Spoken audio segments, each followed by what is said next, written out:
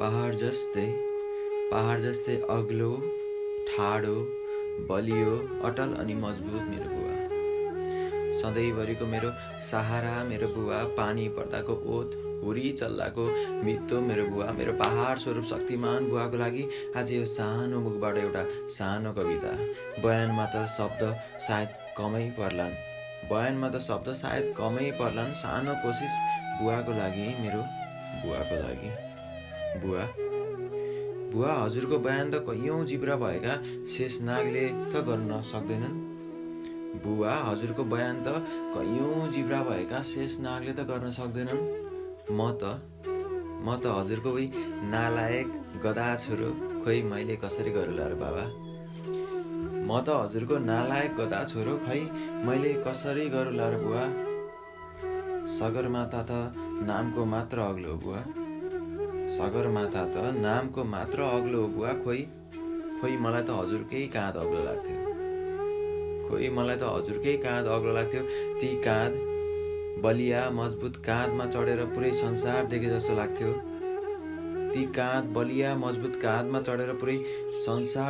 लाग्थ्यो। सगरमाथा भन्दा अग्लो भए जस्तो लाग्थ्यो। म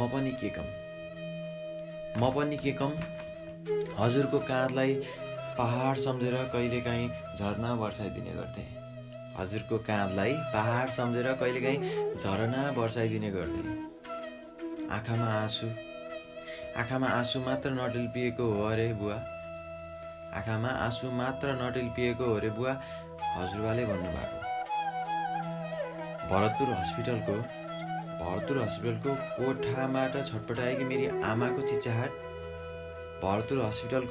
कोठाबाट छटपटाएकी मेरी आमाको चिच्याहाट कम गर्दै मेरो रोदनले त्यो कोठा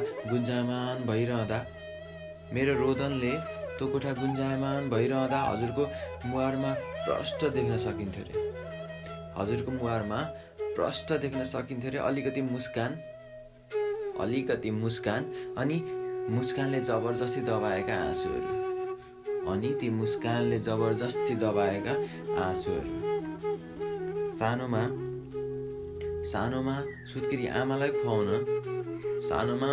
सुत्केरी मेरी आमालाई खुवाउन मासु ल्याउँदा पैसाको कमीले हो पो क्यारे तपाईँले आमालाई मासुको झोल दिएर आफू गुन्द्रुक उमालेर मासु चम्ची खाँदै हुनुहुन्थ्यो रे। मेरो बुवा आमाको जन्मदिने कोखको तारिफ हुँदा हजुरको कर्म दिने कोखको कहिल्यै मूल्य भएन है, कहिल्यै लेख रचिएनन् है बुवा। दिनभर कामको थकानले थकित भएर घरमा आई एक मानो खाई सुत्न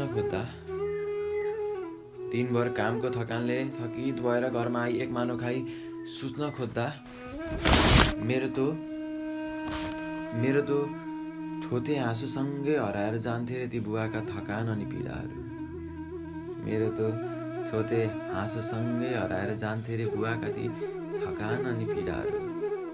हराएर जान्थे रे ती अभावका काँडाहरू, हराएर जान्थे रे ती बाबाका हराएका सपनाहरू।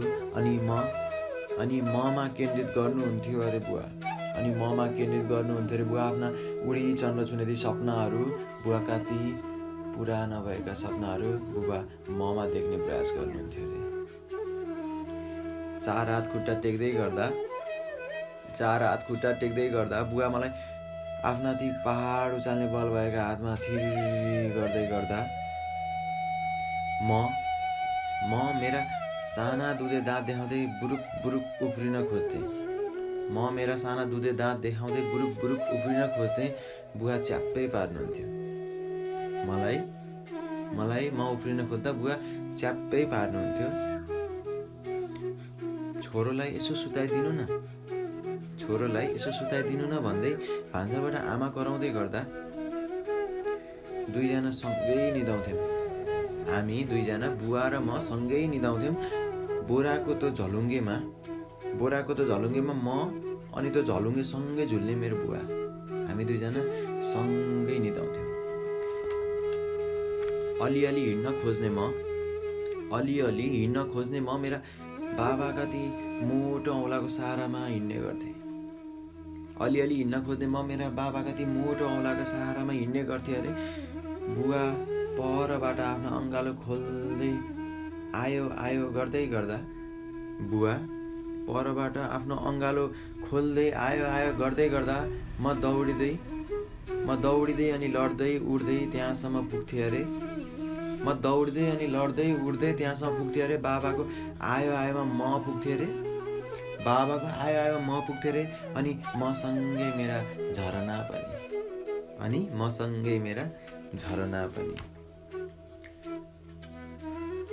स्कुल हालेर बुवा घर फर्किँदा बुवा भन्दा पहिला म नै घर पुग्थेँ अरे। मेरो भगाइबाट आजित भएर मेरो त सानो स्कुलको ठुलो चौरमा एकपटक उचालेर पछारेपछि बल्ल तल्ल म स्कुल जान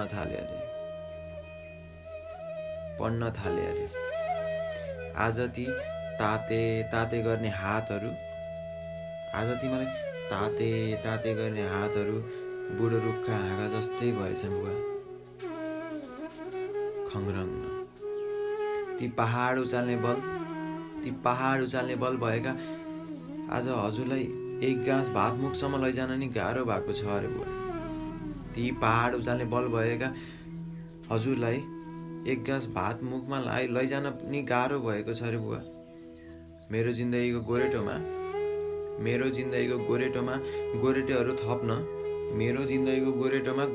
थप्नको लागि हो अरे बुवा हजुरले आफ्ना ती हत्केलाका रेखा मेटिने गरी काम गर्नुभएको। त्यही हत्केलाका रेखाले त मेरो जिन्दगीको गोरेटो बनाइदिनु भएको अरे। आफ्नो भाग्य आफ्नो खुसी मेटाएर बाटो खोलिदिनु भएको अरे। ती सगरमाथा जस्तै अटल हजुरको काँध मलाई हुर्काई बढाई पढाउँदै गर्दा लागेको ऋणको बोझ थाम्न नसक्ने गरी खिएछन् बुवा। ती सगरमाथा जस्तै अटल हजुरका काँध मलाई हुर्काई बढाई पढाउँदै गर्दा लागेका ऋणका बोझ थाम्न नसकेर खिएछन् बुवा। मेरा झरना बग्ने पहाड आज खिएछन् बुवा। मेरा सानोमा झरना बग्ने पहाड आज खिएछन् बुवा। दसैँमा मलाई नयाँ जुत्ता नयाँ प्यान्ट नयाँ सर्ट किन्दै गर्दा मैले हजुरले त कलरमाथि फाटेको सर्ट कहिल्यै देखिनँ बुवा। मैले हजुरले लगाउने त्यो कलरमाथि फाटेको सर्ट कहिल्यै देखिनँ बुवा। मैले कहिल्यै देखिनँ। मेरो लागि नयाँ कपडा सिलाउँदै गर्दा हजुरको कपडा च्यातिएको मैले कहिल्यै पनि देखिनँ। सायद बुवाको विश्वासमा अड्केको थियो कुनै दिन यसले मेरो बोझ हल्का गर्छ। आफ्नो काँधको भारी बिसाउने सपनामा बुवा निदाउने गर्नुहुन्थ्यो अरे। आफ्नो काँधको भारी बिसाउने सपनामा बुवा निदाउने गर्नुहुन्थ्यो अरे। अब त थाक्नुभयो होला है बुवा। आराम गर्ने पालो तपाईँको। तपाईँले सिर्जिएको मेरो भविष्यको खेती खाने पालो अब तपाईँको। तिरेका मेटिएका मेरो बुवा हजुरको हातमा म मेरा हातले नयाँ रेखा कोरिदिनेछु। हजुरका ती जवानीदेखि बुढेसकालसम्म खाली भएका हजुरका सपनाका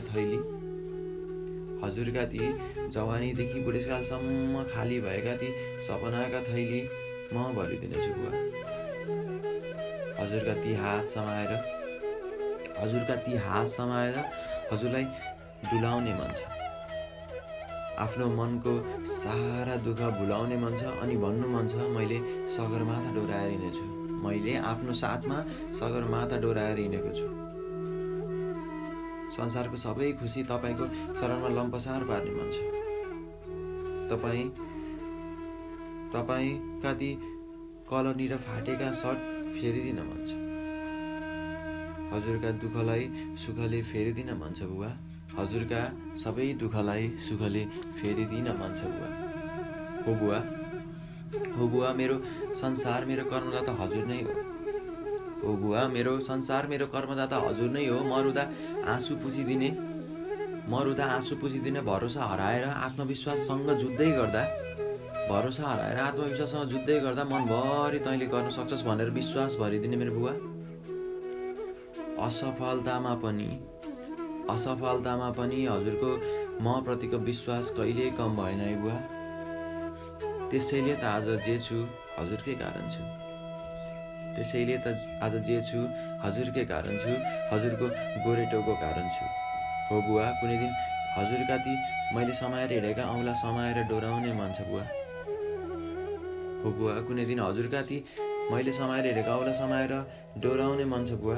ती कामेका हातहरू च्याप्प समाएर म दोहोऱ्याउने मन छ बुवा। ती कामेका हातहरू च्याप्प समाएर म दोहोऱ्याउने छु बुवा। तपाईँका ती कामेका हात म दोहोऱ्याउने छु बुवा। सबै कुराहरू हजुरका अधुरा सपना म पुरा गर्नेछु। अधुरा सपना म पुरा गर्नेछु। हजुरसँगै हाँस्नेछु, हजुरसँगै रमाउनेछु। मेरो भविष्य सपार्न हराएका हजुरका खुसी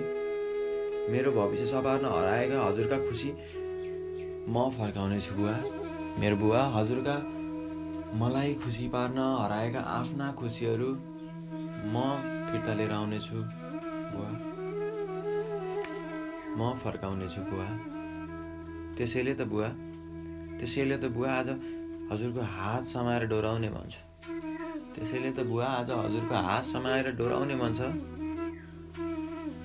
अनि भन्नु मन छ म संसार डोराइरहेछु। मेरो बुवा। हुन त कहिल्यै भन्न सकिनँ होला म हजुरलाई कति माया गर्छु भनेर बुवा। शब्दमा माया नाप्नै सक्दिनँ बुवा। हजुरलाई म यति माया गर्छु कि म भन्नै सक्दिनँ मेरो बुवा।